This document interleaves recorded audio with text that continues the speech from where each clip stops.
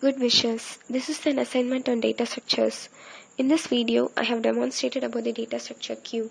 The objectives of the video would be what is a queue, how it works, some real-world applications of queue, and finally we'll see how Android App Share-it works while transferring multiple files using queue. Let's first begin with the simple queue structure. The picture here is a simple queue structure. It has two ends, the front and the rear. Queue uses the concept of FIFO, that is first in, first out. The element first inserted in the queue would be the element first taken out. New elements are inserted at the rear end, and this operation of insertion is called enqueue. Deletion operation is done at the other end, and the operation is termed as dequeue. And the middle elements of the queue are logically inaccessible. Now let's see how a queue works. The first image in the slide shows an empty queue, and in the next image I have inserted an element G at the rear end. This is how insertion takes place based upon the size of the queue. Similarly, I have inserted alphabets from A to G in the reverse order. In the next slide, you will be seeing a full queue, and here is the image of the full queue. Now let's see about dequeue operation, that is deletion.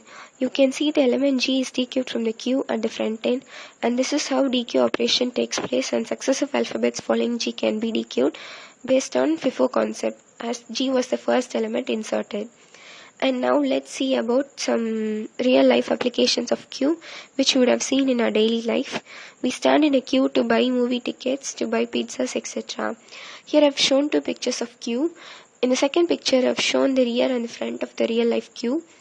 Another interesting application of queue is a roller coaster. Now it's time for us to move to some computerized queue application which includes CPU job scheduling, in which jobs are scheduled as queue on priority basis and sent to the processor. Even internet servers uses queue data structures to respond to the clients. Printers also uses queues to print the papers. Now let's see how queue works in Android App Share-it. In this picture, I have chosen one item to insert into the queue of Share-it for transferring, and finally a total of 6 files has been chosen, that is inserted into the queue of Share-it. In the next slide, you will be able to see a queue containing 6 items, and here is it. And in the next image, you will see the commencement of transfers, which actually is termed as dequeue in accordance with the queue.